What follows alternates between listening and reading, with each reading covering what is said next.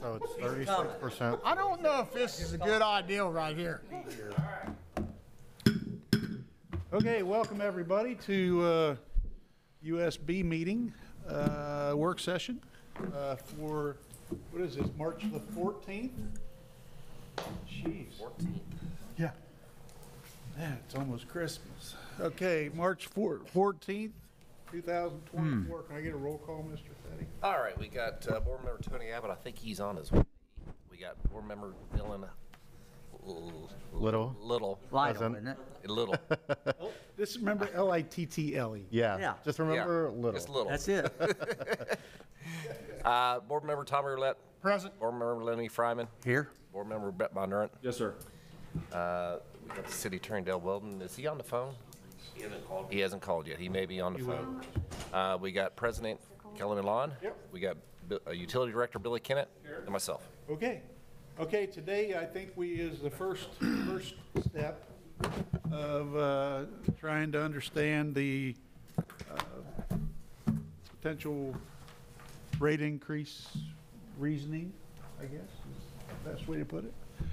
We got Mr. Buzz Crone here from Crone Associates, and I think he's going to run us through this. And I understand you guys haven't had a lot of time to digest this, read through it. I just want to let you know, I mean, and I think Billy will agree with me, but you know, we're going to make sure that everybody gets all questions answered before we do anything moving forward. So I just want to, and I think Billy agrees with that. Yeah.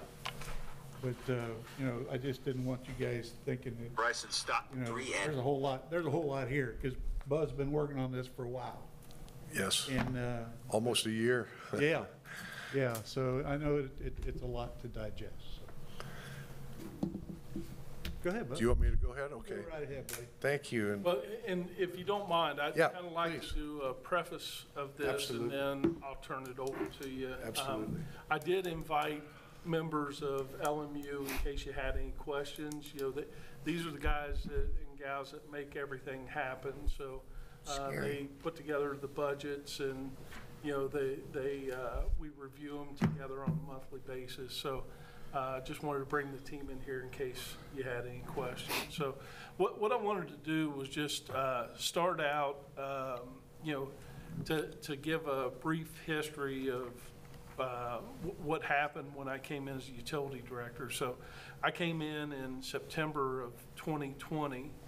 And one of the things that through the interview process, I made it a point to promise that we would be open and transparent with our financials so that everybody could see them, everybody knew what was going on.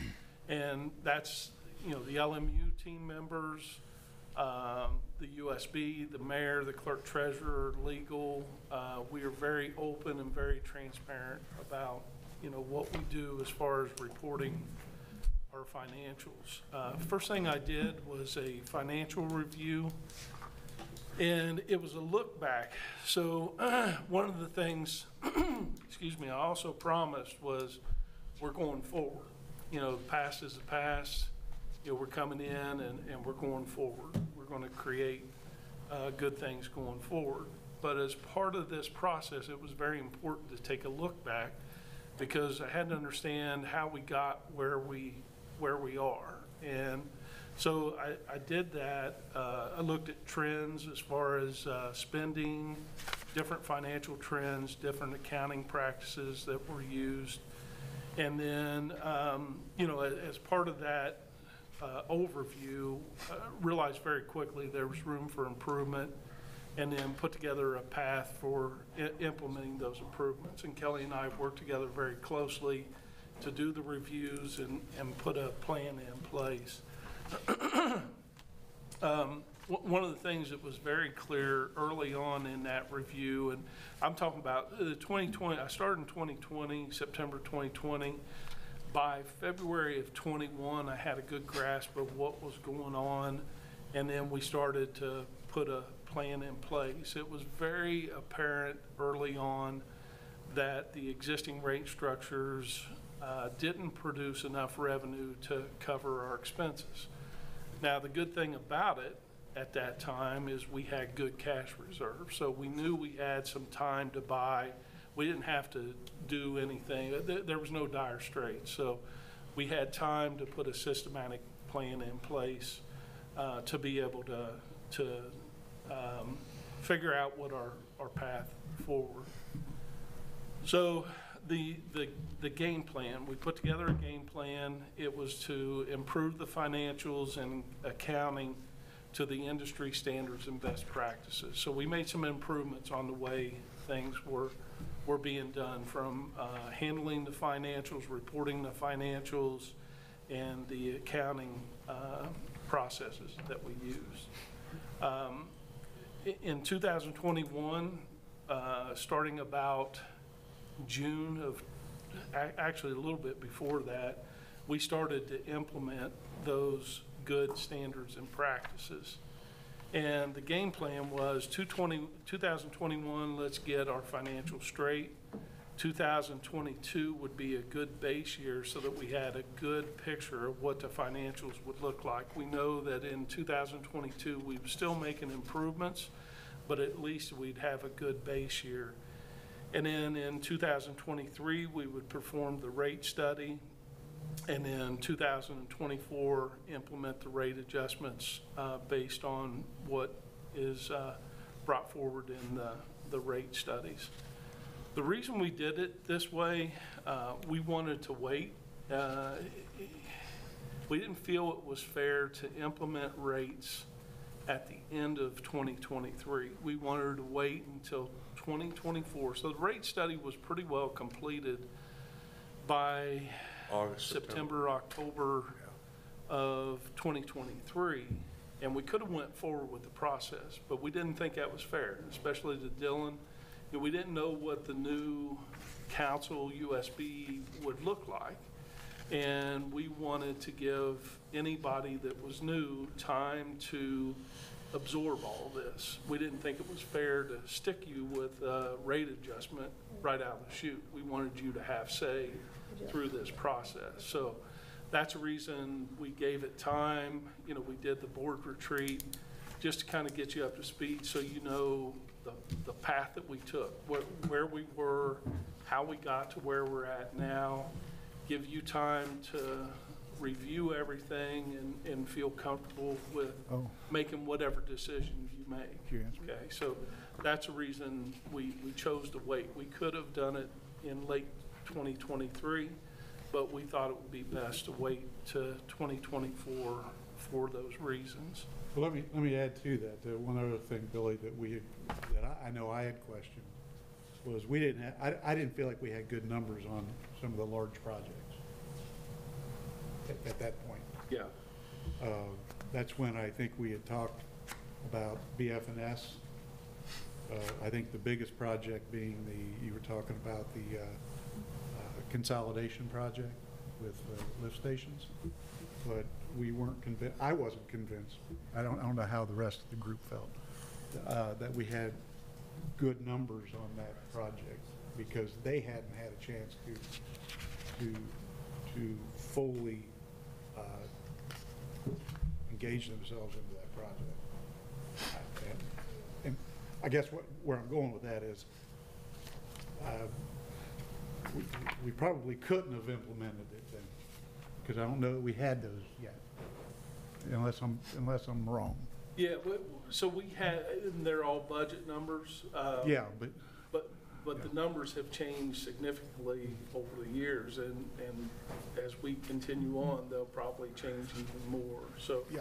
You know, but you're right. There's a lot of reasons why we decided to do what we did. And again, it's all about doing the right thing, what we feel is the right thing. We don't want to rush through absolutely. this. You know, we want everybody to feel comfortable with whatever decision they make.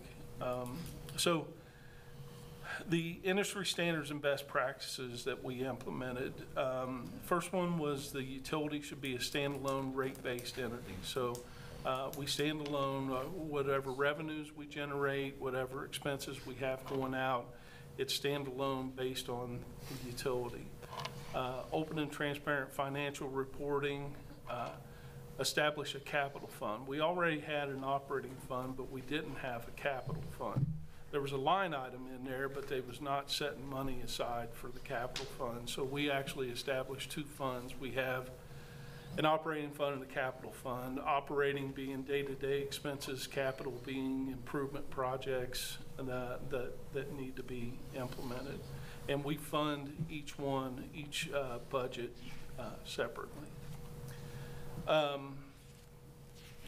We put together our operating budget and capital budget each year. We go through the approval process, so the department heads put together their budgets. I review them, and then the mayor reviews them, and then we bring them in front of the USB, the clerk treasurer, the mayor, for final approval on those. We involve the clerk treasurer and legal through every step of that budget process. And again, that's that open transparency to make sure everybody's on board and we keep everybody informed with what we are doing. And then we also, as department heads and LMU management and the clerk treasurer, we meet on a monthly basis to review how are we doing, where are we at, how are we doing with our spending, with our revenues, anything that we need to adjust or make changes. And that's been a tremendous program and has paid great dividends for us in doing that. So like I said, in 2021, we had identified those significant revenue deficiencies in both water and sewer. At that time, Kelly and I sit down and said, okay, how are we going to tackle this? And so we had to make a decision. Do we increase rates to increase revenue? Do we cut costs to reduce expenses? Yes, yes, or yes. do we do a combination of both? And so we decided at that time, based on the cash reserves, we said, you know what, we can weather this storm. Let's do this in a systematic approach instead of just jumping in and increasing rates right off the bat, not having good financials to base what our adjustments might be. Let's take our time. Let's weather the storm. Let's use the reserves that we have to weather that storm. We know that our cash is going to go down and keep going down.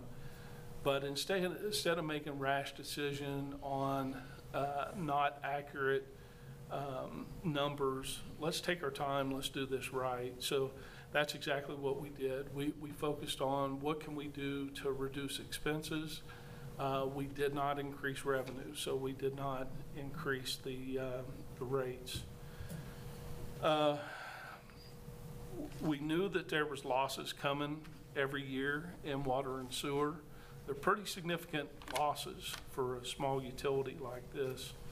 So some of the things we did to reduce expenses, we reduced the manpower.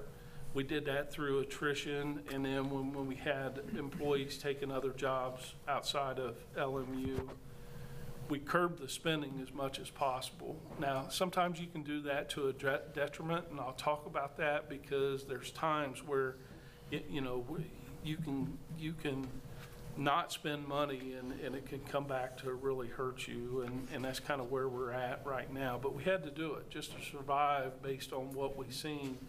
We had to curb our spending, and this is where, when we met on a monthly basis, we watch that very close from the department head standpoint, and we're talking about it all the time.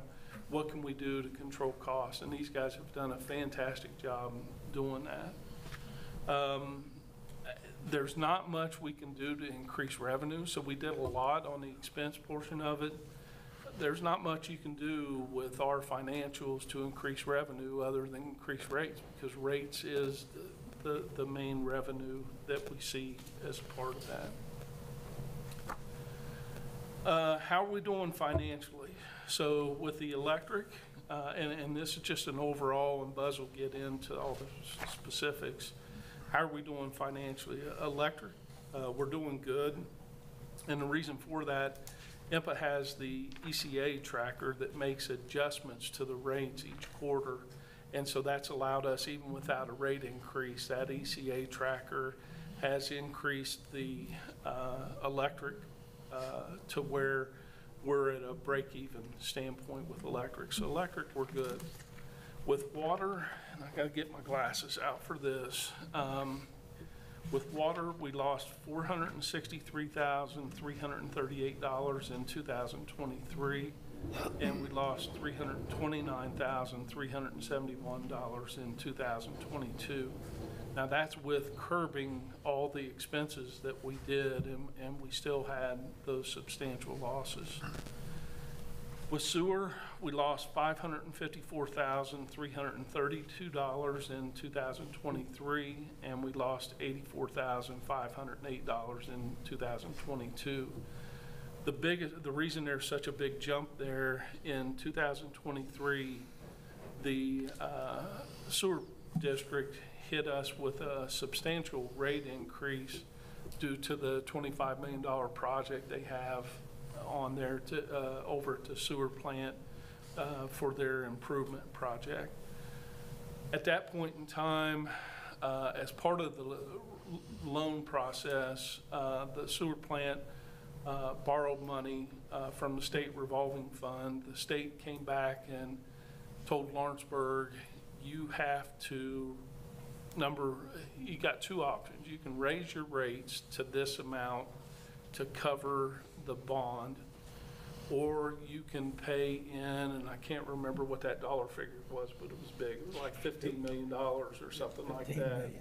And we didn't have that money. So at that time, we had no choice, but we implemented the rate increase that the state was requiring us for that state revolving fund for the sewer plant project. But at that time, we knew that our sewer rates were the South Dearborn Regional Sewer District sewer rates. So the bills that we're hit with on a monthly basis were going to go up significantly. We made the choice, let's just do the portion that the state is requiring us to increase our rates, and we'll use our capital, our reserves, our money reserves, to wedge the difference in what we're being Bridge that charged gap is what you versus, did. yeah. And so again, we made a decision to, let's do this the right way. Let's wait for the rate study, and that way we're making good decisions. Mr. Kennett, with that being said, that's when we did that ordinance in 2022, number 8, correct? When we raised the rates? Yes. Okay. Yeah. Just to follow along properly. Yeah, so there's been two things happen with our rates. One is we did away with the URT, the utility rate tax. That was a state mandate. And then we had that ordinance that was also a state mandate through the SFRF to do that. Other than that, the last rate increase was 2014 when that happened. Some of the other things that we've done through this process that will be a great thing and help us tremendously, we have a capital fund. We've identified capital projects, and pretty significant, and especially when you defer projects and maintenance like we've done, that project list continues to grow. The city has proposed to transfer the $3 million from the sale of the fiber system to LMU to help pay for water improvements. That's being done to help lessen the burden on the ratepayers for any rate adjustments. LMU is also proposing to borrow $6 million from the city's bond bank. There's tremendous efficiencies and cost savings of us borrowing from the city's bond bank versus going out and doing the traditional bond. Can I make a correction? We don't have $6 million. Right. In the bond bank. Over time. Well, I don't think we'll have $6 million in any kind of time. Okay. I don't know where the number 6 came from. I thought it was 3. No, it's 3 for the water, 6 for the sewer. No, but it was borrowing 3 from the bond bank. Buzz, is that right? That was the original. That's what I. Whether it comes from the bond bank or not, we've got the funds in there to cover if we have to go to a bank or a bond. So what we talked about was you don't have it in there now, but there was the ability to take it out of an account and move it into that. No, we don't. Bond bank is a standalone entity. Okay. It has X number of dollars in it. So we may have to revise. Well, I think where we may have there might have been miscommunication was, I had talked at one time, I said, you may have to bond Yeah, Yeah, some money yeah, whether it's the for some bond, project. yeah. whether it's a bond issue or the bond bank, You've 6 got money million- built into that? 6 million is what we've got You got that factored built in? Okay.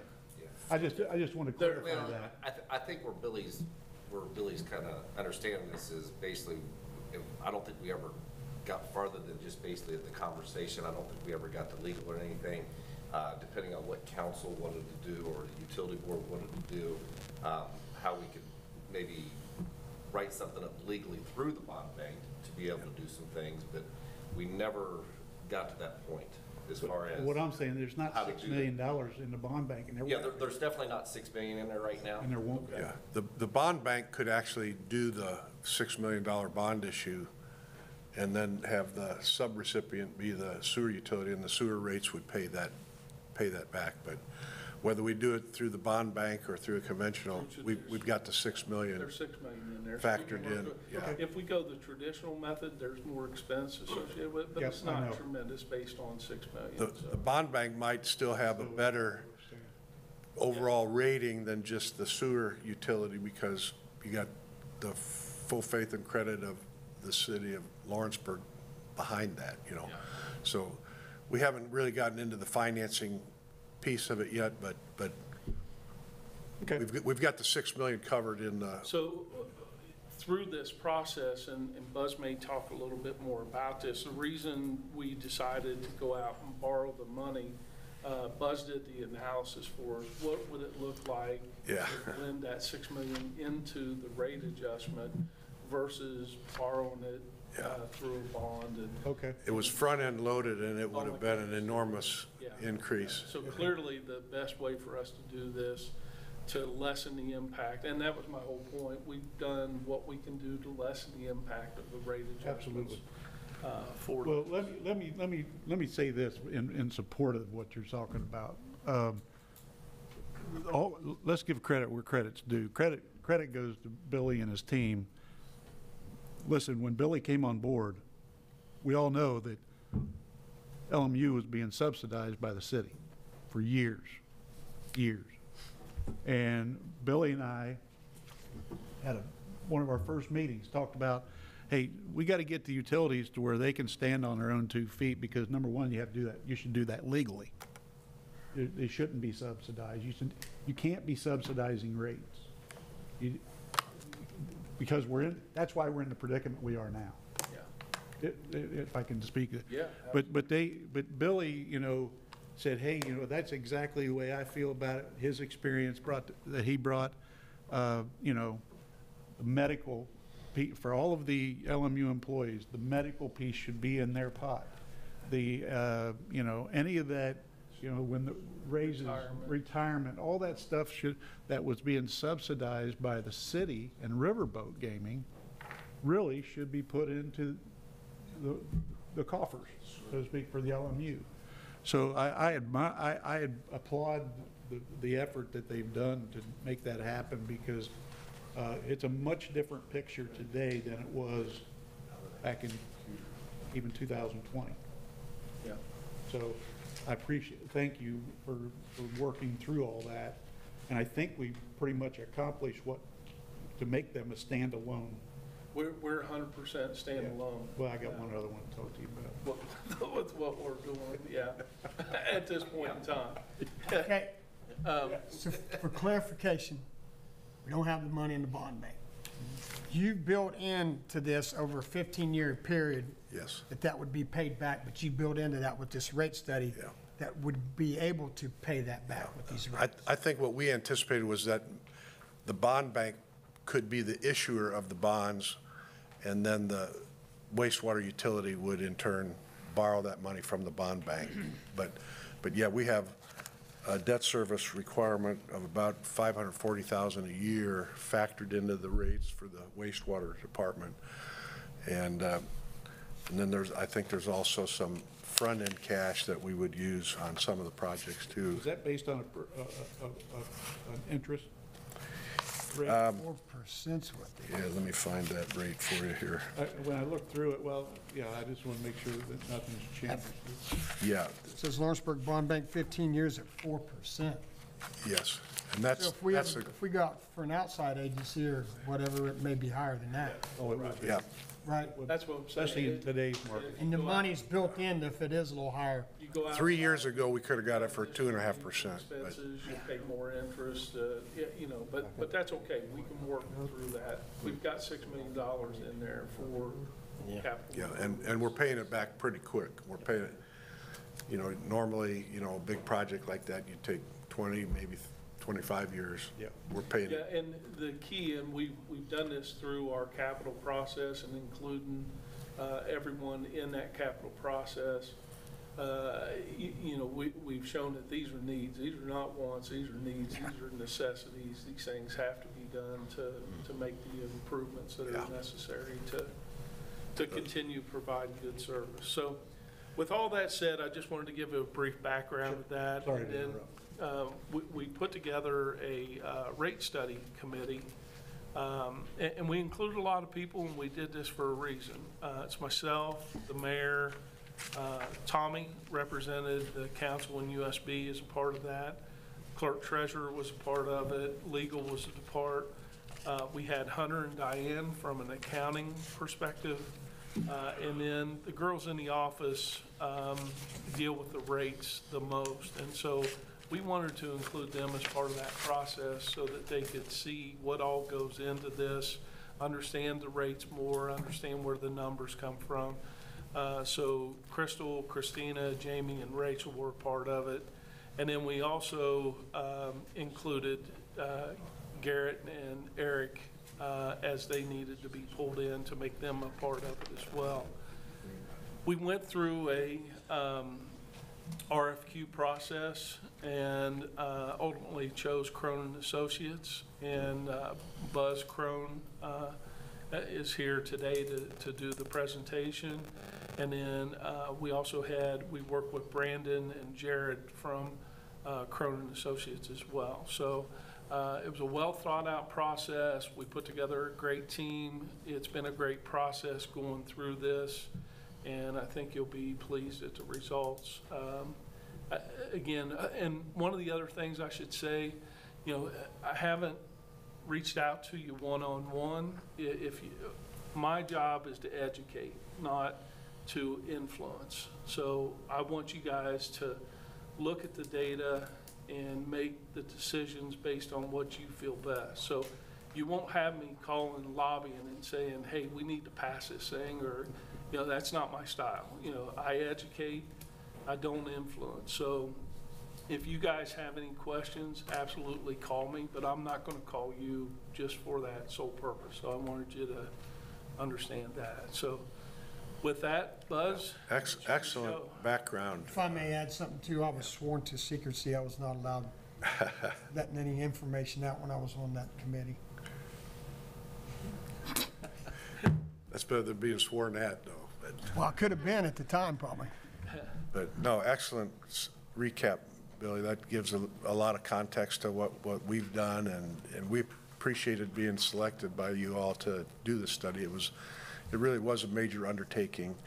We looked at not just the adequacy of the rates, but the fairness of the rates as well. And we did find a few places that did need some significant tweaking, which I think Billy knew about before we even did the study, but getting our large power demand customers more in line with how IMPA bills the electric utility. That was really the most significant change in what's being proposed for the electric rates. It's really not a, you know, the tracker, the energy cost adjustment tracking factor that Billy alluded to, that sort of keeps pace with the changes that in the power market that, you know, IMPA charges us.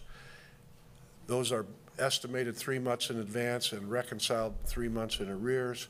And so there's never any permanent over or under collection of power costs. And it follows the same procedure that the IURC approved when IMPA was conceived back in 1983. I'm old enough to have been around when all that happened. So that's probably the most significant issue on electric. The retail residential customers are looking at about a $2 a month change in the customer base charge. And that's really the bottom line for the retail electric customers. And commercial gets a little bit more than that, but the big change was trying to align our high, your biggest industrial customers and large power demand customers to get their rates more in alignment with how IMPA charges the city, so that we're not subsidizing the biggest customers that we have. And we will generate a little bit additional revenue there, about $400,000 a year from that particular group. But overall, for residential and even the commercial customers aren't going to see major changes. Residential, the ECA is really part of your base rates, and we'll talk about that when we get to the electric rate schedule. But the only real uptick that the residential ratepayer is going to see is that $2 increase from $5.96 customer charge to an $8 customer charge.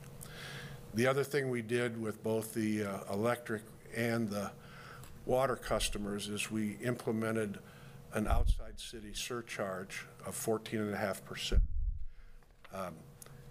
It's pretty well established that it costs more to serve rural customers than it does in-city customers, just because of the customer density per mile of main or per mile of, the distribution system. You're going to have more density in the city, less density outside the city. The commission and actually the legislature established a safe harbor threshold of 15%.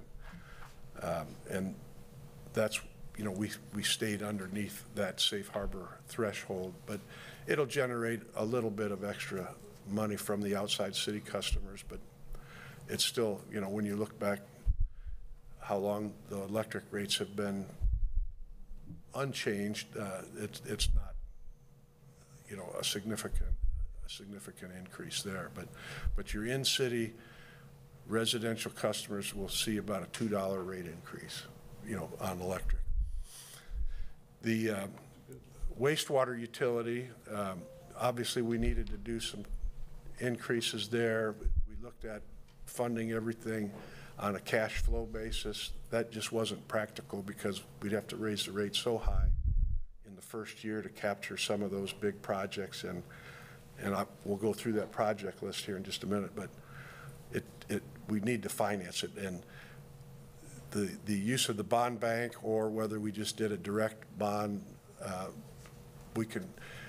there's a number of ways to skin that cat, but my thought was that we would use the bond bank. The bond bank doesn't just have money sitting around to loan necessarily. The Indiana Bond Bank, they go out and issue bonds, and then they re-loan those bonds to the other qualified entities that apply through that. SRF does the same type of thing. It's almost like a bond bank itself.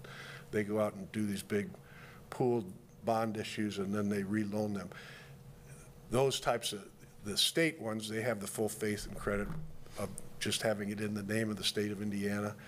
Having your own bond bank lends credibility to the financial institutions. If we end up using the bond bank, like you mentioned, we don't have $6 million sitting in the bond bank. We would issue, the issuer would actually be the bond bank. The subrecipient could be then the wastewater utility, but that's really for a step after we get through the rate adoption. You'll have the rates in place to repay a $6 million bond issue, and over about a 15-year period. That's factored into the wastewater rate. And in doing so, we were able to sort of soften the blow on the front end of the wastewater rate increase.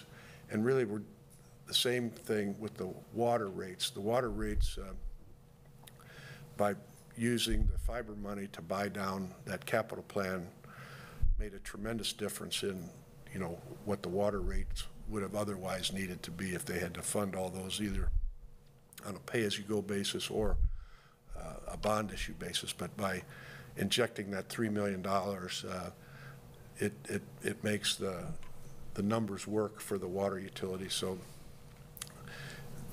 and we'll talk about percentages, and I've got some rate comparisons. You're still very competitive. You know, your water rates are very low compared to what we see elsewhere throughout the state. But so at any rate, that's sort of a big picture view. I'm going to go through some of these things. You know, the Indiana code sets out. I got a question. Tommy. You stated that the electric was only going to go up a couple dollars a month. For the residential. Okay, now, I don't know if I did my math wrong or not. Now, I'll ask you whether, I don't know if you can run these numbers or not. But what I did is I based mine on one of my electric bills this year. Okay. Where I used 1,994 kilowatt hours of power. And I did the numbers, and when I did the numbers with their numbers, it all added up, so I went ahead and did them with the new numbers. And I went from 159.19 for my electric to 191.10. But as I was talking to Billy earlier today, the only thing I didn't see is that the power. The energy cost adjustment tracking factor, yeah. So, and all in all, when I did my math, if I did it correctly, my existing bill was $213.58, and with that power thing being removed, that was $213.07. But I did go up somewhat on when I was at, like for instance, I did 300 watts, I was 32.10 on one, the new one was 36.90. 700 was 59.50, I went to 7.70. And after that, my last three numbers were 994, and I did them again at, I think, at the 1,000 one. Yeah, that ECA changes every 3 months. Some of it is due to increases from IMPA. Okay. And some of it is due to reconciling, you know, prior estimates with what the actual costs were. So it's pretty hard to single out a 1 month bill. And I realize that. I've got, when we get to the rate schedule, I'm going to explain what's going up and what's just a flow through of that ECA rate here. But and the second part of this would be. But I'm impressed that you did that legwork. The second part is how long will these electric rates stay until IMPA raises us and then we tell the public? They change a little bit every 3 months. The part that we don't control, the part that comes from IMPA, which is, you know, probably 70% of your bill. These rates will be adopted, and it'll be adopted until we change any of our rates again. Okay, because you're looking, when you look at water and sewer, we're looking at 5 years. Yeah. It wasn't spelled out like that. We would recommend looking at base rates every 3 to 5 years is sort of, and that doesn't mean you're going to have a rate increase, because as you said, the electric utility is probably the healthiest of the three, because you've been able to pass those increases on automatically through the tracking procedure. And every electric and gas utility has that. You don't have control over the cost of the commodity. I get that, yeah. That floats with the market, and you know, the green energy initiatives have not helped keep electric rates down. It's, you know, it's a lot more expensive than, you know, the traditional coal-fired generating plants. We do still have a significant, IMPA has about 40% of their base load is covered by their own generation facilities, and they've got that in Illinois. What's the name of that? Prairie something? I'm sorry? Prairie something. Prairie State, yeah. They actually built the power plant right next to the coal mine. You know, why people didn't think of that a long time ago, I don't know. But so that power, that 40% of their load is covered really by that plant. That's a clean coal generating plant, and they've got, you know, another 30 years worth of supply there to. But the other 60% that they have to go out on the market and buy, that's where it can get expensive.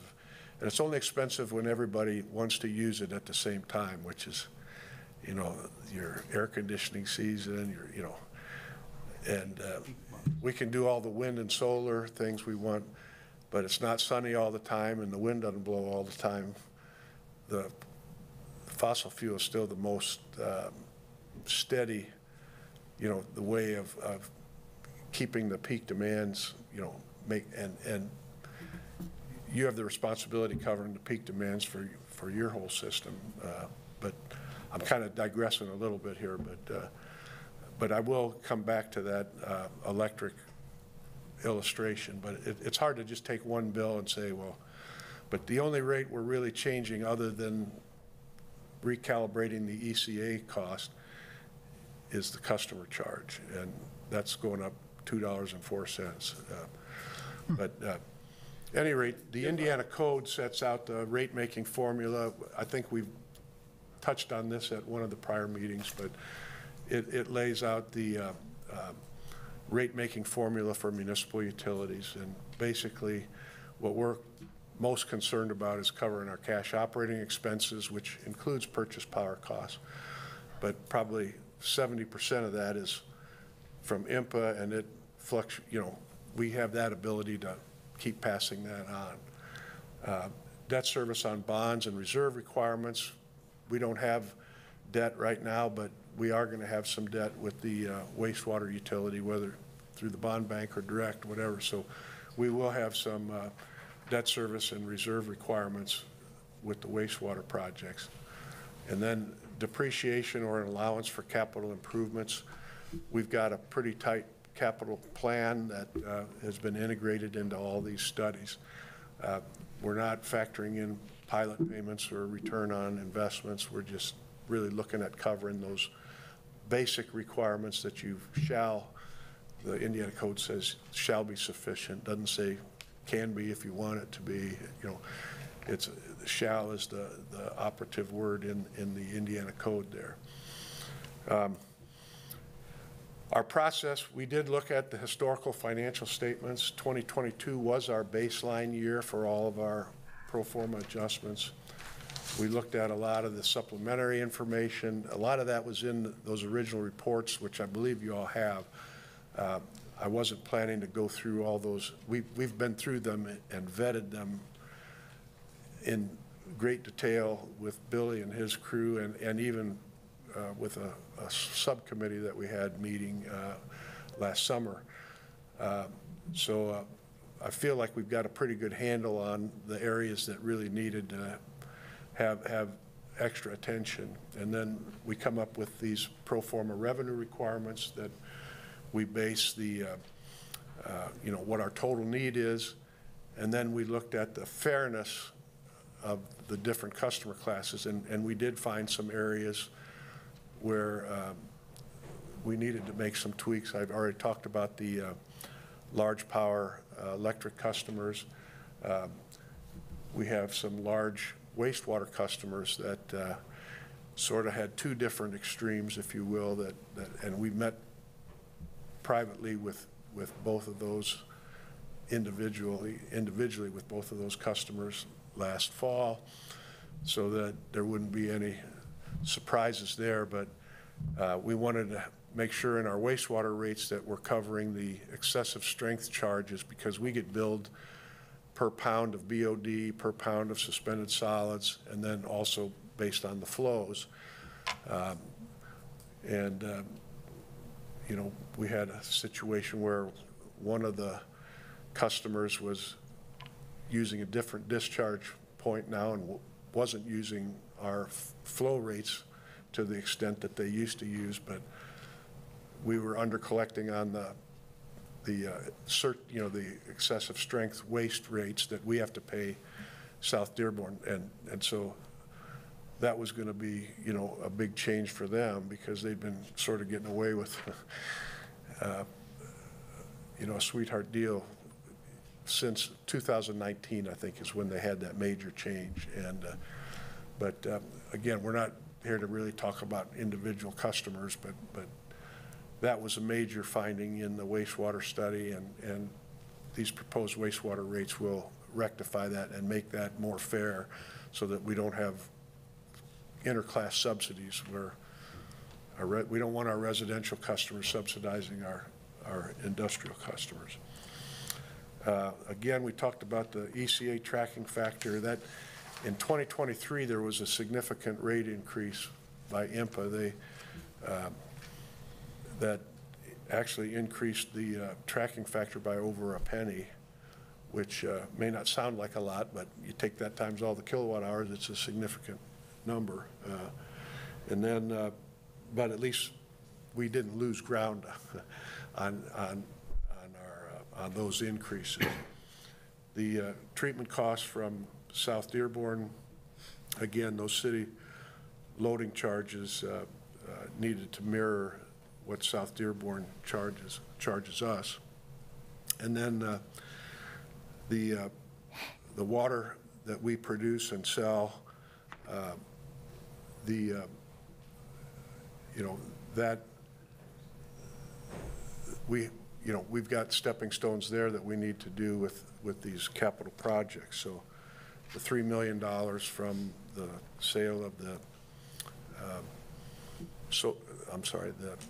Fiber. Fiber, thank you, will really help. The electric utility, as you see that right in the middle of the page, there's an ECA roll-in adjustment. That really is part of your current rates already. That ECA changes every quarter, and because of the increases that hit the books in 2023, that's a significant number. So we roll that into the usage charge per kilowatt hour. Everybody, it doesn't matter how many kilowatt hours they use, they all pay that same amount per kilowatt hour on the tracking factor. And then the demand charge increments, we're going to pick up about 400,000 there. So we're probably looking at overall about a $17 million annual revenue stream for the electric utility. And now there was another increase in 2024 from IMPA, but it wasn't a material change like it was in 2023. So there will be a tracking factor. On paper, we zero it out. We roll in that the ECA revenues from what was in effect in 2023, and we'll come up as soon as we determine what date those new rates will apply. The tracking factor will go down dramatically, but the electric capital plan, again, we're going to use, we've got depreciation funds on hand that we can use to front-end load. There's, some significant projects scheduled for this year. I don't know if they'll all get done this year or next year, but it was sort of front-end loaded, and we can cover that with our cash on hand. We don't want to necessarily, it takes a long time to build up cash on hand. So we want,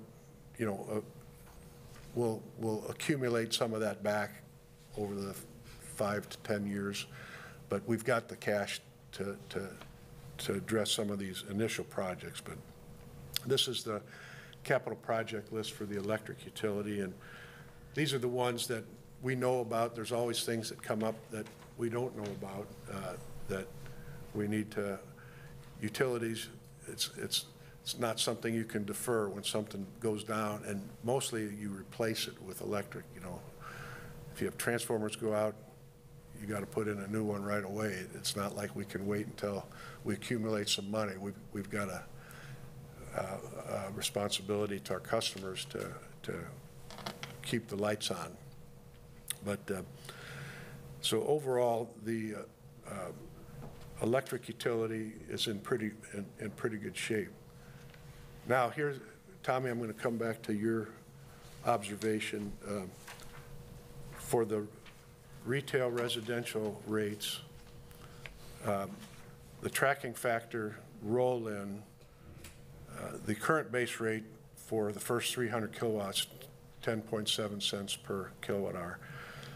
The roll-in that we determined at the time, based on the IMPA rates that were in place last July, that we're going to roll in 1.6 cent, a little less than 1.6 cents per kilowatt hour. Everybody gets that.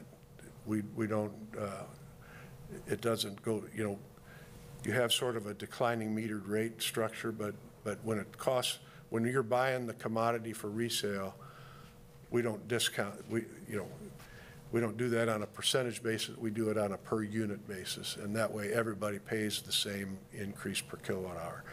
So no matter if they use 300 kilowatt hours or 2,000 kilowatt hours, that cost per kilowatt hour, we want to make sure they're paying their fair share. So that brings us, our proposed rate there really does not, on the volume charges or the energy charges, does not include any rate increase. We're not proposing any increase in that volume charge other than rolling in the tracking factor. And there will be a new tracking factor.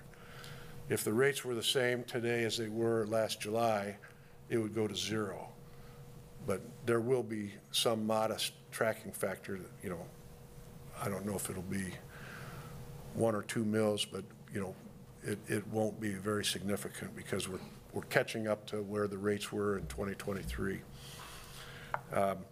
For the rural residential customers, they're gonna get the $2 increase plus a 14.5% outside city surcharge. And that was something that, customer density, the IURC understands it, the legislature understands it. There's a threshold there that if we keep that outside surcharge less than 15%, it's grandfathered in as a safe harbor action that we can take. So we want to take advantage of that. We're providing a benefit to people that don't pay taxes in the city, and it does cost. Our existing rates have that as well, right? Got the rural it does on the wastewater.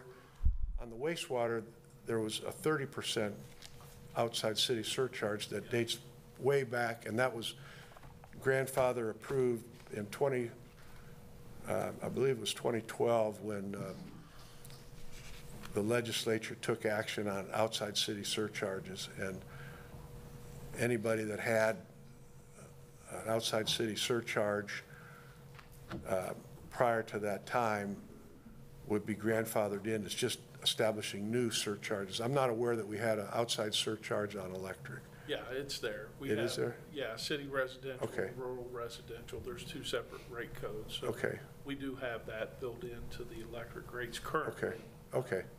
Well, we didn't change that then. That's Right. that's the same. Yeah.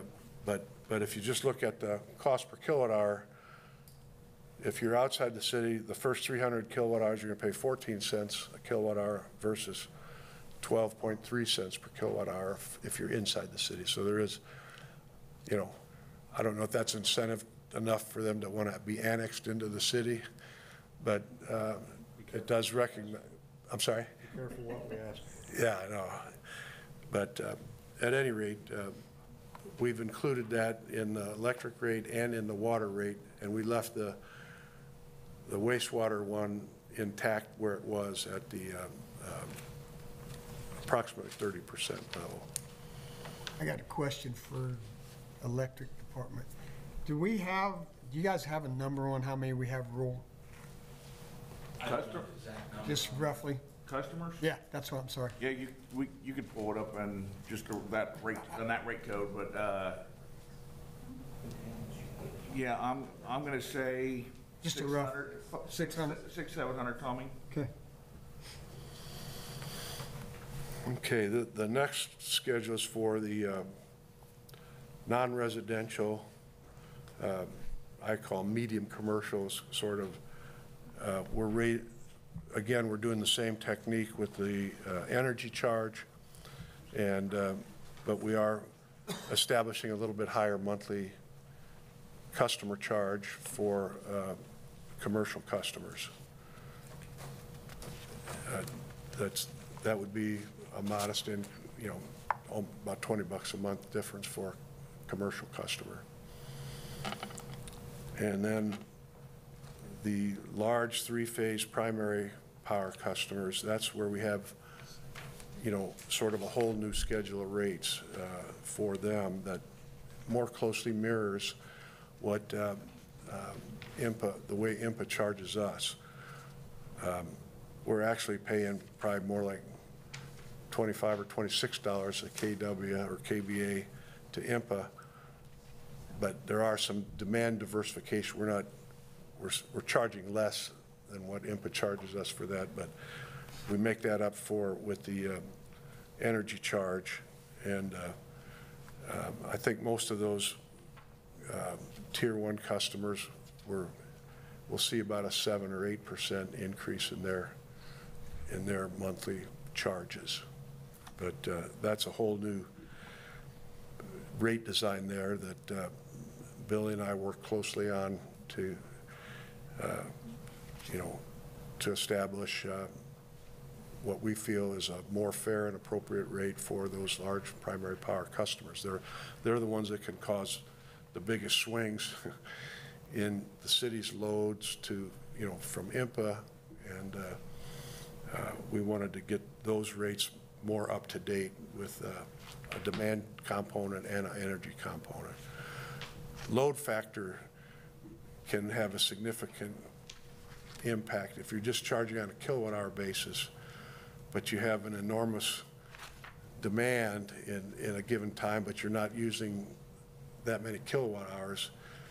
That's what we call a poor load factor or a low load factor. Ideally, you want that to be somewhere in the 60 to 80% range, but you have some customers that, were maybe less than 40% load factors, and those customers will get a little bit more of a hit because they're going to pay for that peak demand that they put on our system. So when we look at, for some reason, that updated slide didn't get put in here. I had an updated slide that showed the current rate for residential is about $113.12. Somehow that didn't make it into the PowerPoint. I apologize. Oh, it's in here. But Right? Yeah, it's in your all's copy, it just didn't get Yeah. updated in this one. What I had Buzz do is go back and put what the existing rate structure looks like versus the proposed, so we could see how it still compares throughout different utilities of our similar size throughout the state. And, you can see that's a great story to tell right there, that our rates, even with the adjustments, will be right there. Any idea? yeah, it is in the slides you've got, though. Yeah. Right. All right, somehow. We don't So know. Buzz Kelly was asking how Greendale compares with that. Do you know? That's who we get compared to. Yeah, I'll have to get that for you. I thought they were on there, but I would think you're probably less just because you've got more customers, and we wanted to do the main comparison was with I think we normally are. the investor-owned utilities. You're $50 less than some of these investor-owned, $40, $50 less than these investor-owned utilities. So is there a benefit to having the municipal electric? Yes, a big benefit. Trust me, we've been contacted by numerous people asking if we want to sell. Yeah. Sell. And IMPA's played a big part of that. That was Yeah. a great decision back in the 80s to form IMPA. And, there's no way we could keep our power prices down as low as they are today without the purchasing power and the purchasing expertise through IMPA. So that's been a very value. One of the other things that I thought about through this process, there was a couple things we did, and Buzz and I worked together to rewrite the utility rates because there was some significant improvements that could be made with our existing electric rates. And one of them, it was the demand rate was very confusing, and the cutoff tier to get on that demand rate was 50 kVA. There was a couple of things that happened with that. Number one, the rate was tremendously confusing. I studied rates for 30 years, and it took me about an hour to sit down and dissect this rate. And I thought, this doesn't have to be this hard, so we simplified it. The second thing is we adjusted the 50 kVA threshold. Crystal did a great analysis as far as looking at all the customer base and where our demands are. And we raised that from 50 to 100 to get on the large power. And the significant reason of doing that, and we also changed the service charge as well, because that service charge was $618.50 if you were over 50 kVA. And that was killing, or not killing, but it was putting a hurting on the small businesses. Any small business that was above 50 kVA got kicked up to that PPL rate, and that 618 service charge a lot of times was as much as what their consumption charges were. So that, if you looked at their blended cost per kilowatt hour, it should be in the 10 to 14 cents range, and it was running 25 to 40 cent range. So we fixed all of that when we rewrote. So we made it simple, easy to understand, and then we also took care of that problem for the. I found the right slide here. Okay, yeah, there you go. Yeah, the in-town city residential ratepayer is going to see a $2.04 rate increase per month. That's why you did that too.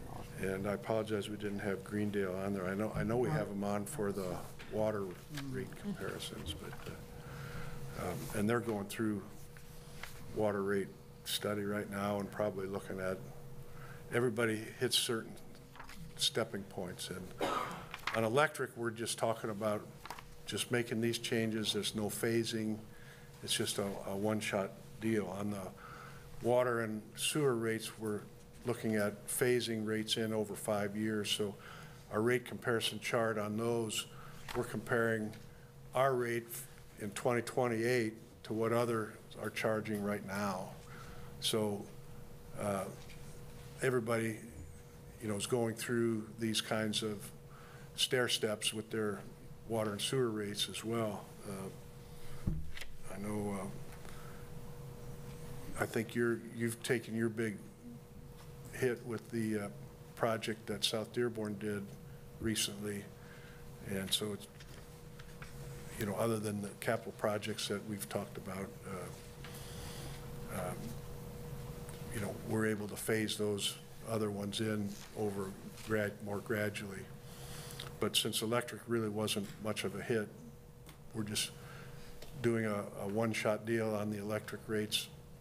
Then we'll continue to have the tracker every 3 months. But the tracker's going to jump way down. Theoretically zero, but it's going to be something different than zero by the time we implement the new electric rates. Questions on the electric? Yeah. Okay. Let's do the wastewater. Hang on a minute. I'm sorry. Yeah, I was just kind of curious, first of all, I didn't think we were going to do anything electric, It's not much, But I was just, so did you get a number of what it would actually generate, or how much more that these changes would make? And reason being, financially, we're pretty solid. 400,000, 400,000 a year? right? Yeah. So what About 420,000. Was there some kind of project, something that we were looking at, or just? Well, Making right money. now, that produces a net operating number of, let me see here, That was in that other one. of, you'll have about 1.5 million of net revenues after paying your cash operating expenses that will be available for capital plans, reserves. You know, I'm not sure how far out your substations go, whether you need to, you know, beyond the 5-year horizon, but it'll be about 1.5 million of, before, you know, just deducting your cash operating expenses from that. Again, you're going to deplete about 1.5 million in year one on the electric capital plan. So, but without the change on those industrial rates, you know, it'd probably be about 1.1 million of net revenue, you know, and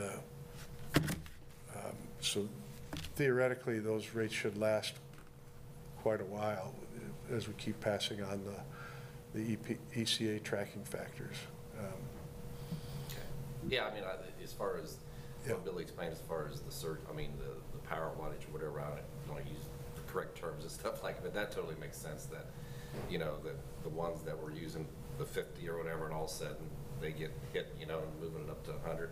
Those adjustments, I think, are well needed. Oh, yeah. You know, so that's something that definitely needs to be put in there. So, yeah, I was just curious. I didn't really know till. Yeah, it's on.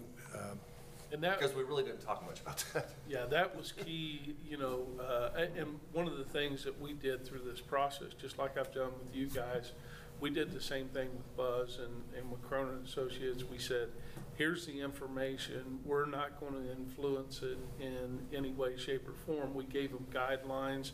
We knew the repairs that needed to be made in the rate codes and fixing that for the small. We also said we want this to be fair across the board. Play no favorites for residential, small non-residential, large non-residential. We want it to be even across the board as far as everybody paying their fair share. And that's clearly what they've done. Yeah, we think that, you know, do we have to increase the base rate $2? Probably not, but $8, you know, I think if you look at, Duke Energy, I think their base customer charge is around $30 a month, you know.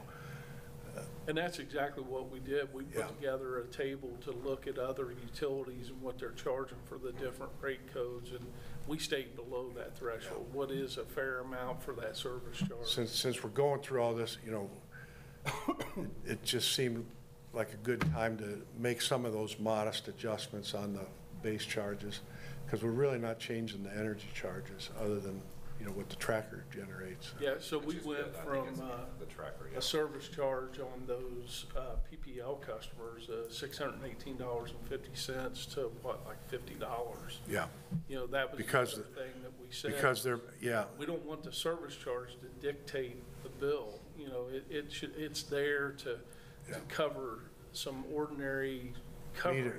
meter reading and billing and, Yeah, we'll that let kind the of thing. usage charges cover the Yeah. majority of the cost. they got a big hit on the demand charge, and they got a reduction in the energy charge. And overall, that's where that 400,000 comes in, but that's, you know, we just felt that it made sense to do something with that monthly customer charge at less than $6 a month. You know, $8 a month isn't that much different, but it's a heck of a lot less than $30 a month, like a lot of the investor-owned utilities, you know, charge a lot more for just having that service there, whether you use it or not. We didn't think that was going to be a deterrent, and it just seemed like this was a logical time to tweak those a little bit. But overall, it's not a huge amount of money in the big picture, because there's going to be inflation, and your 30% of the operating budget. 70% of it goes to IMPA, 30% is the part that covers your local distribution costs. And there's going to be increases there, you know, over the next 5 years.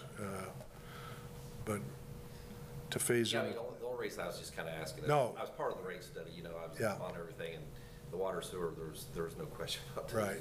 You know, looking at the numbers, part of it, being involved with it, understand it, but I just, to be honest with you, until like yesterday when Dale sent this out, I didn't really pay much attention to it till all of a sudden. Yeah. So. No, those are I just didn't know if there was some other project or something. I mean, There was. we could elect to have a lesser customer charge, and it's not going to change the outcome much, you know, but it just seemed like an appropriate time to make some sort of a modest adjustment there. Does the operating expenses including all the fixed costs? Salaries, wages? Yes, yeah, Benefits? correct. Okay, was there anything put in there for years 2, 3, 4 as a raise? No, we Hey, right now, not where we're gonna figure it out. whether So I we get guess a raise or LMU not. doesn't get a raise. actually, we did put, Sorry, guys. Sorry. we did put about, it looks like we've factored in about $120,000 a year escalation in the operating budget. Because purchase power, we left, yeah, we left the purchase power stagnant because that's covered by the tracker. So, but if you look at the difference between 24 and 25, it's about $115,000 increase in our city's operating costs. So we did factor in some modest inflation there. Because true example, medical benefits Oh, yeah, went up 8%. You know. yeah. that's And to the extent we have unusual things, like, that's not unusual for that to go up 8% probably, but the two figures below there, the capital outlay line and the additional funds available for, that can absorb some of that too. So while we're showing, you know, potential net cash flow of, you know, $1 million a year, roughly, to the extent things like that, health, you know, employee health insurance go up higher, it'll just come off of that number. You won't have to have another rate increase to cover that. I think the net cash flows are going to be sufficient to do that, plus other projects that are going to come up that we don't have on the drawing boards, you know, any type of major substation repair, or if you need a new bucket trucks or different things that maybe aren't on the horizon right now. When things break on the utility, you got to fix them right away or replace them. We got enough new trucks. Okay. Back on the wastewater side now. Again, Do we have to? some of the initial cash flow figures there were much higher, but since, you know, we're going to borrow that money from whether it's the bond bank or open market, we sort of phased in the increases at a much lesser rate up front. But overall, right now, where people are paying $25 a month for 4,000 gallons of wastewater, that'll go up about $3.70 in the first phase, about another $2 in the second phase, and then about $1 a year for the next 3 phases. So we, Per month, though. per month. Yeah. Yeah. The capital plan here, again, it's a little more significant than what we've identified for the electric utility. We're looking at, let's see, 7.5, 10, almost 11 or $12 million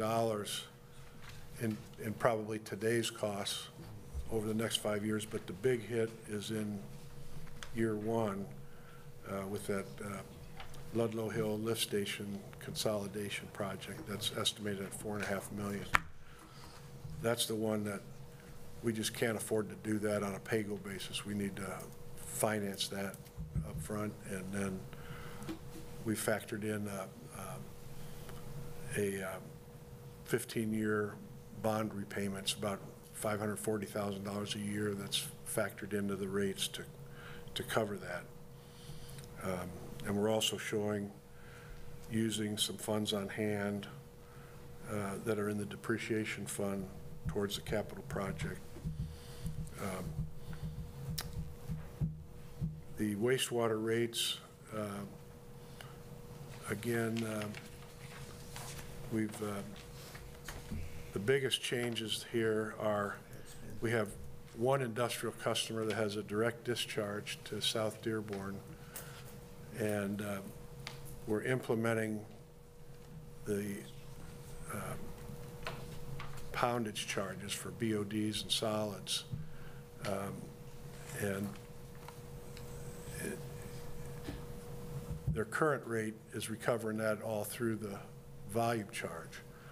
But then you have the other customer that doesn't contribute that much volume anymore, but they still have all the poundage. So that Loadings, yeah. we were losing on one and making out okay on the other, but we want to treat the one that has the direct connect more like, almost like a wholesale customer, because they do have that direct connect, and they pay for every gallon that goes through. We excluded, you know, to differentiate them from the other customers, we put in, if their usage exceeds 20 million gallons per month, their usage actually exceeds 30 million gallons per month. So even if they have some fluctuation there, they would still qualify for that rate. But they're still going to be contributing their fair share, even with, you know. So one of the things that will help us a lot through this rate adjustment, it was in our ordinance, the way the sewer district was billing us, it gave us the right to bill the excessive strength. And when the sewer district changed the way they invoice us, we lost that ability to do that. So we've not been charging for excessive strength. This rate that Buzz has created gives us the opportunity to now recoup that. So, and we talked about, this is another one where, do we make the ordinance to make the rate change right now to correct this, or do we wait and let the reserves carry us through? And this was another case where we decided to let the reserves carry us through, and that's a significant number. Yes. So go ahead, I'm sorry. That's a big part of that 554,000 loss that we had. That will eventually, that rate will eventually build up to 50 cents per pound, which I think you're being charged right now closer to 40 cents. 42 cents, 42 yeah. cents. And that's another thing we did to simplify the process. You know, we're billed based on 42 cents per pound from the sewer district. We put margin on top of it, so our first year is 46. So there was a formula in there, and it led to some interpretation issues. And you know, I said, keep it simple. We're being billed based on this from the sewer district. Let's put margin on top of it and bill it based on that. So we'll be billing based on actuals with our margin on top of it to cover all of our expenses and costs. For clarification, real quick, that is the wholesale influent rate, correct, that you're speaking of now? That is, that's their volume charge, which is basically, phase one would be, instead of roughly $6 per thousand, they're going to pay about $3 per thousand. I think our volume charge to, right now, is $1.34 we pay to the sewer district. But within that volume charge, we're still capturing up to 400 milligrams per liter of their solids and BODs. But they go way over that, and So they'll see a reduced flow rate. Yes. But they are still charged on the excessive strength, the BODs and whatnot. yeah. Question, Buzz? Yes. And I'm probably jumping ahead a little bit on. No, you're fine. Okay, if I'm thinking about the amount of money to do the capital projects that has been built into these rates, right? We're saying it's 3 million from the fiber, which is not built into this. Well, that's on the water, yeah, It's on that's the on the water, but water. that's not built into it. Is that Correct, yeah. This has us borrowing 6 million, But Yeah, the 3 million is not built in. correct. Not on this, because this is wastewater. Yeah. No, I told him I'm jumping ahead. Okay. I'm looking at the overall. Yeah, on the water, yeah, that made a huge difference on the water rates, yeah. Question, okay, and I just got done saying that I really appreciate everything that Billy and his team has done about not being subsidized by the city. And I'm not suggesting that the city subsidized is anything going forward. What I'm suggesting, and I'd like to talk with Mark about it at some point, a little more in depth, is if there's a way that we're legally allowed to loan money to the utilities, and maybe it's not through the bond bank, or maybe it's through an influx from the city to the bond bank to utilities. And that's where, you know, But what I'm asking is, I think that's. is there a way, if we say that 6 million goes to 12 million to finance these projects, all right? Let's say if we're gonna, say, I'm just throwing this out here and I just want food for thought, you know? What I'm saying though is, listen, I'm all about, the rates have got to go up, okay? I'm not saying we need to subsidize the entire rate increases. Because number one, everyone sitting up, everyone in the city of Lawrenceburg needs to understand that rates have to increase every so often. And nobody understands that. We all been spoiled, me included. You know, I'm included in that. Everybody, you know, was under the understanding for years here that, oh, we got the gaming dollars, so, you know, we shouldn't have to pay more in property taxes, we shouldn't have to pay more in utilities. In fact, it should be free to live in Lawrenceburg. And that's not true. Yeah. And especially not true now. But to be good business going forward is every 5 years, you take a look at your rates and determine if they have to go up at all, right? I mean, that's something that has not been done for many, many years. I guess my suggestion, making it long-winded, was if there's a way that the city can, listen, we got, you know, we're also doing very well according to our accountants, right? If there's a way that we can help minimize the amount of increase by loaning money to utilities, not giving, we'd have to loan it, and we don't want to lose money. Listen, we're getting some decent interest. Yep. And we would have to be, we want to be fair to that money. But can that affect the rates then, right? Sure, yeah, I mean, Significantly, so- what, we've got, currently, we've got the 6 million at 4% over 15 years. If you wanted to lower the interest rate, you know, that has a positive effect. If you want, you know, they could pay that back interest-free. You could extend the term of the payback. You know, those are things that could be done. If you did interest-free at 20 years, that would lower the debt payment from $540,000 to about $300,000. Well, and the reason I'm saying this, guys, is, okay, I'm looking at the wastewater and water. Okay, if you look at the increases for the next 5 years, a person on a fixed income, all right? And we didn't create that. I'm not saying, I'm just throwing this out there, folks. But if you look at, I look at the wastewater is about like $9.11 over the next 5 years, Yep. right, per month. I put that slide up there just so, yeah. Right. Okay, and you got water is going to be 11, 14, 16, 17, approximately $18 or $19 Yep. in 5 years, right? Yep. That's, that's $30 on a fixed income. I don't even know if Social Security's going up that much in 5 years, but I don't know. It certainly does. The water ended up only being about $15, I think, for Okay.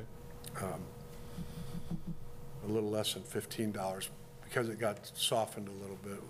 Oh, okay, I was just adding up these 5 numbers on the Are bottom. you looking at the old rate study report? or- I don't know, $8.30 in 2024, and Here's, so, but where I'm going with this is, I just want USB to consider, and then Mark to look into this more, and I can myself, and we can talk with Billy, but there is a way to reduce. yeah, on this slide, we've included the fire protection charge too. Okay. On the rate comparison slide, not everybody Pays. has fire protection charge.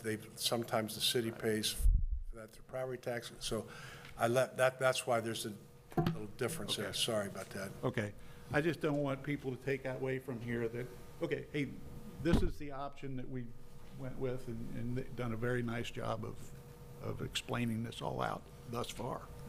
But I'm saying, I'm just asking the question for people to consider, I'm talking about the board, is, if there's a way, honestly, we're not gonna deplete anything, but if there's a way to help this situation,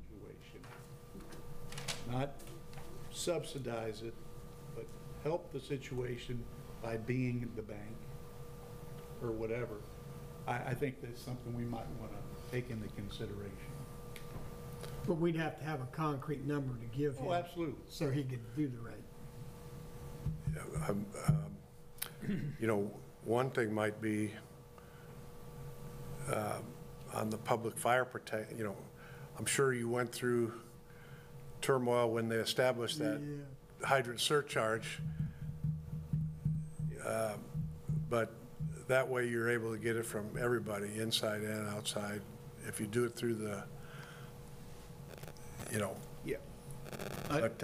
And I didn't mean to take. No. And I just want to make sure I'm clear with what you're saying. Yep.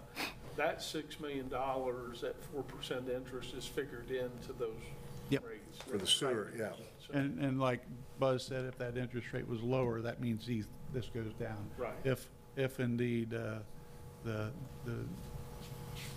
well, I think we can go forward with it. But what I'm saying though is there's some, I haven't looked at all of the capital, how much that's going to total, but there might be a way to finance the capital.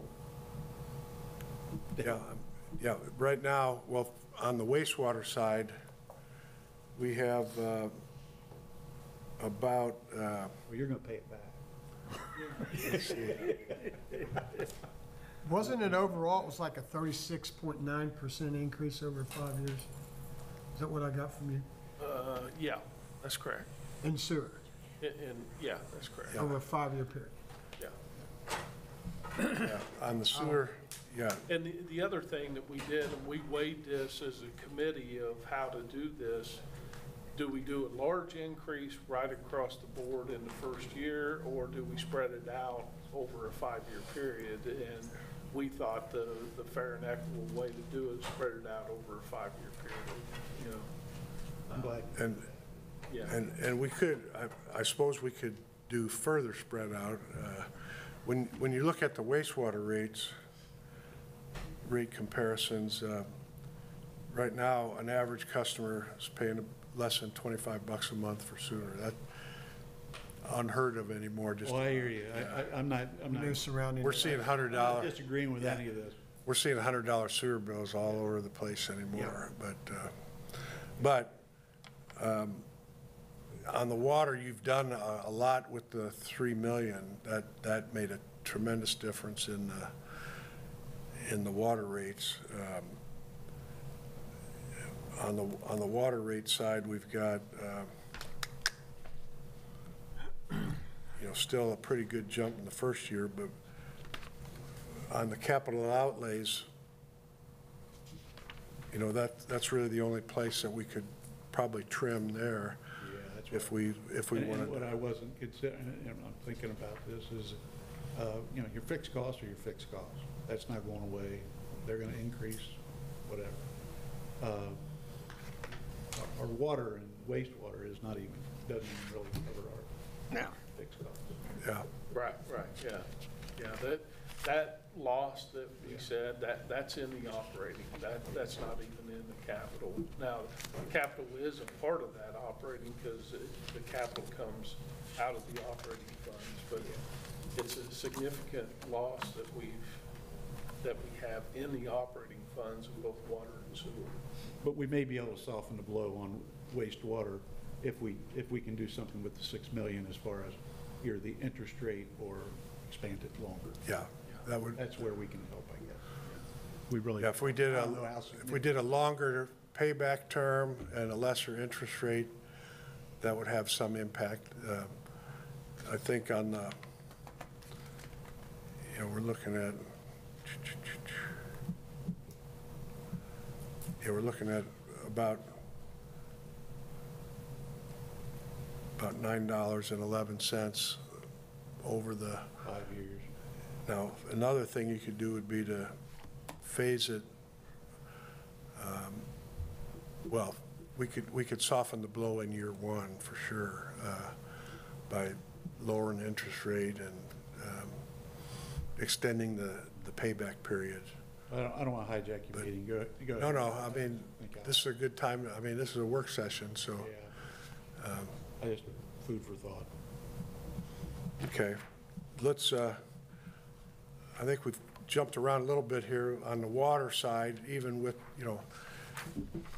that's the one that's probably the most behind the 8 ball as far as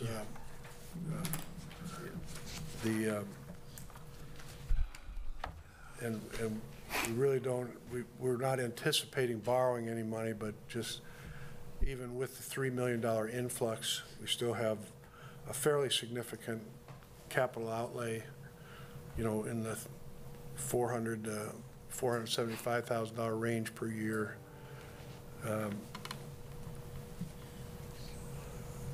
Again, most of the water customers are in the city. There's not a whole lot of outside city customers.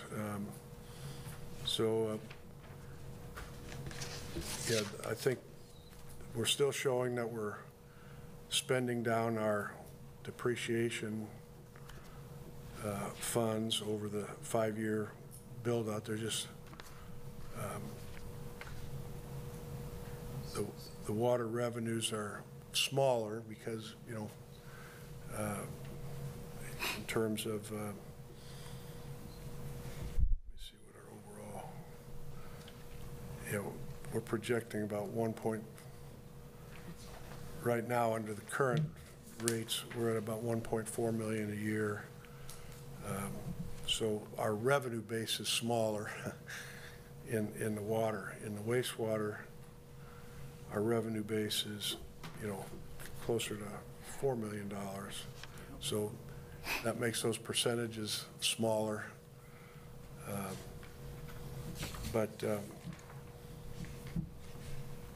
We do have, without the $3 million subsidy, these numbers weren't double, but they were considerably more. I think our out-of-the-box number was, 45 or 50% without that $3 million subsidy. So maybe our focus there would be sort of looking at this page. And again, we're comparing Lawrenceburg's rates 5 years in the future with everybody else's rates today. And Yeah, we're not out of, I think it's important, this is a public meeting, and the public needs to be aware that, they need to see those comparisons. Yeah. Where do we stand up to local communities? Where do we stand up to other communities our size? And, they're going to see that it's still a pretty good value to live in the city of Lawrenceburg. oh, absolutely, absolutely. Absolutely. I don't know, have we sort of talked through the water? I know we've been jumping back and forth, water and sewer. Let's maybe jump down to what are the next steps, I guess. We do have proposed ordinances that are ready to introduce Monday if you want. I think we're going to have to put that off. Yeah, we don't have to, we can amend them. Right now, we were targeting for not having a public hearing until May. So there's lots of time in between if we want to make amendments. Or we can hold off on introducing anything until you have a chance to digest this a little bit further. When we do come up with a number we're ready to go forward with, it made more sense to we have to mail written notices to the outside city customers, which is kind of a pain. That's a requirement for water and wastewater. For electric, somehow doesn't have that, that requirement, but since we're doing all three at the same time, it sort of makes sense to just do them all the same way. And logistics on doing a special mailing versus insert in the typical billing cycle, that just seemed to be a lot more, city friendly, if you will. You don't have to pay for special mailing and just everybody gets the same written note. So that was the reason that, we couldn't do anything sooner than May 6th or May 20th were sort of dates that were put out there.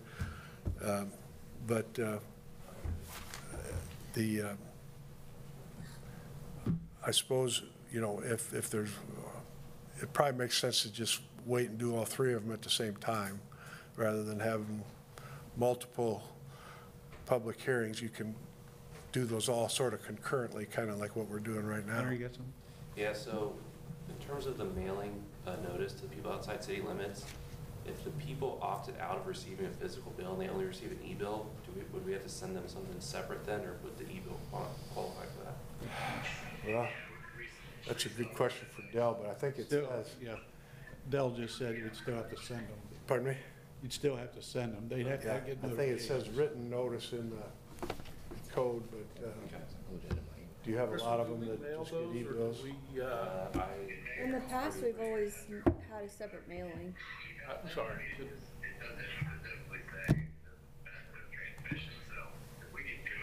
Mute. Okay. Okay. In the past, we've always just done a separate mailing. Like, we've always just mailed them separately to everyone in the. That's what I thought. We're not doing bill inserts. We're physically. We talked about it, but no, we certainly don't have Yeah. to.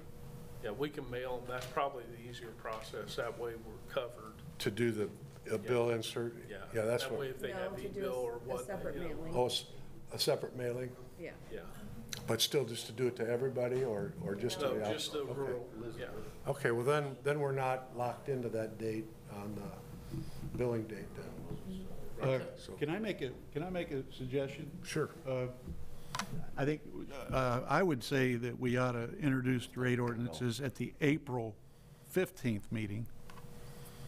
That gives us a month to talk about if, is there something we can do with the 6 million as far as, do we want to lower the interest rate or do we want to expand it out a little bit? And then we can get those numbers to Buzz. He can input it and say, okay, if you did this, this is what it would bring it down to. Does that make sense on the Yeah, and I- wastewater? I think that gives us time to digest this too. Well, and listen, I mean, it's, there's been a lot of work done into this. Yeah. And things, and I appreciate everything Buzz has done, but I would say that we try to, but let's get them introduced on the The 15th. 15th of April, and then, It gives time to digest this and yeah. we can talk about alternative, What does USB play as part of this? I Does think, it need USB approval? I think they usually would make a recommendation to the council, So what would happen would be April 15th, the recommendation on the ordinances would be passed to council for the May 6th or whatever, May 5th? Is that May 6th? I think May 6th is May the, 6th is the first meeting of the month for approval. We might want to Yeah. do April 15th to May 20th, just because we've got to publish it in the paper, May 11th. Is that- Meeting and also public hearing. Oh, yeah, so, We would do a USB meeting on April 15th as well, right? Is- well, we already are. No. No. The USB is the first meeting of the month. Second meeting is most Maybe I'm, parks. I thought it was the second meeting. Yeah, April 8th, yep. yep.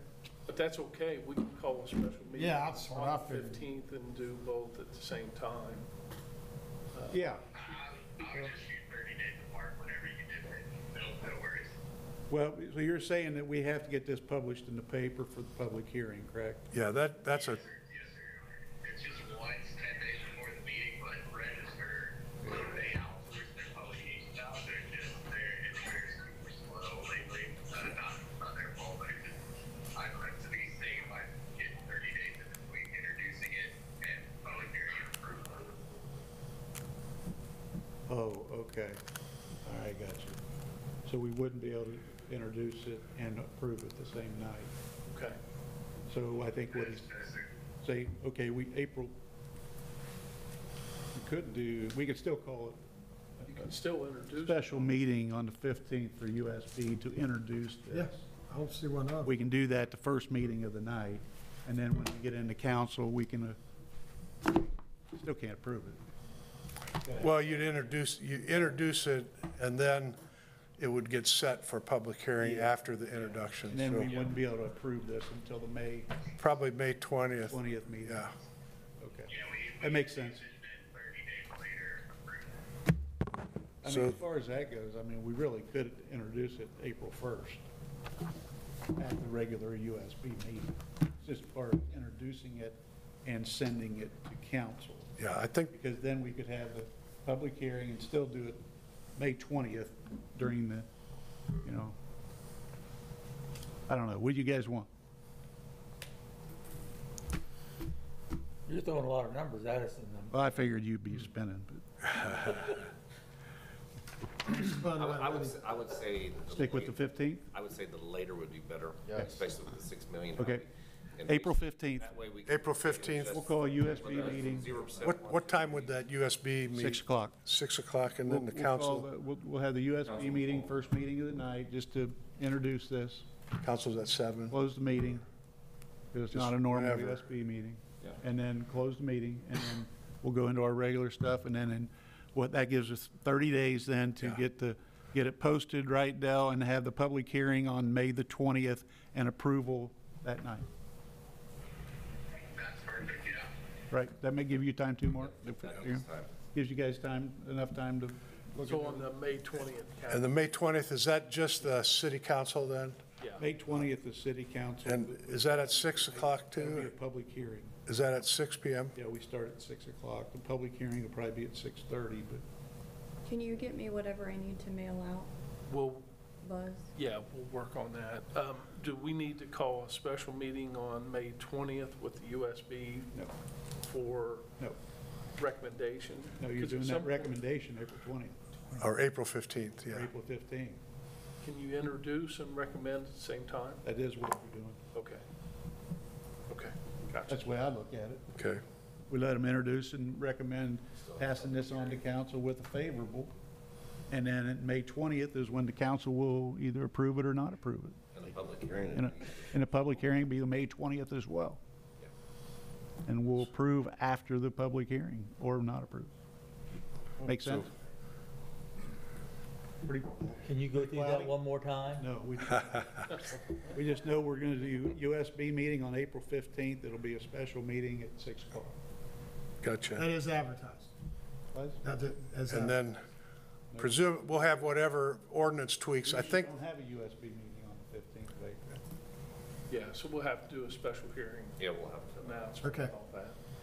All right, so, It'll just be a USB meeting, and there'll be one item on the agenda, and we'll have that meeting starting before the BOW. so maybe sometime in the next 2 weeks, Mark and Billy and you and I could Yeah, have a Teams meeting to talk about what we want to do with the yeah, let me talk to Mark a little bit. capital plan and, Run it by council. yeah. and then figure out, you know, I still think the bond bank is a good way to go, whether they have to issue bonds or get money from another city. I think that's what we talked about. Just the legal part is the part that I don't understand. Yeah. I mean, the mayor and I, we can figure it out. It's just, Yep. just make sure that, Dell will take care of that piece. yeah. All right. That sounds like a plan.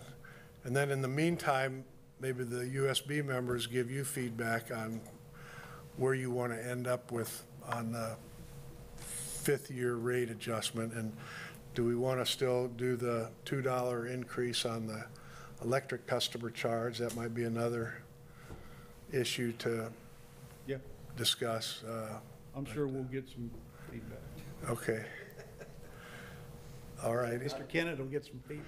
Well, I think we've had a productive meeting here. Absolutely. Even though, you know, we're not ready to go forward Monday. I think it was still good to get everybody's thoughts and input. And I'd also like to throw out there, like now between now and the meeting coming up, if anybody has any questions on the capital projects, anything they don't understand about what we're gonna be spending money on, reach out to me.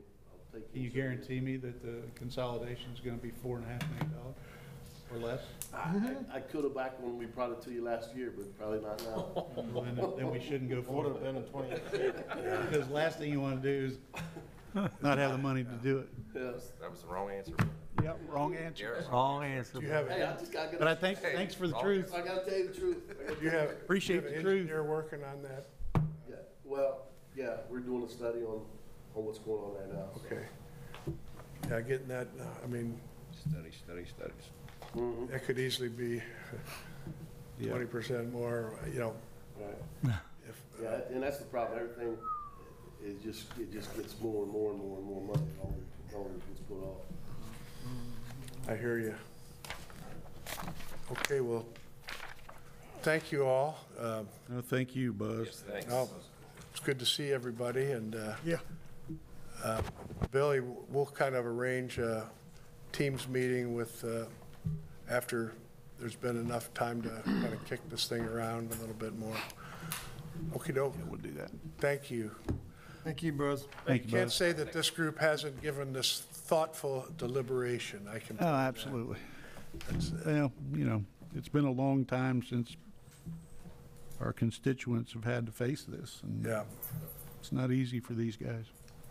Yep, very good. something needs to be done. Well, can I get a motion to adjourn? Tony? So moved.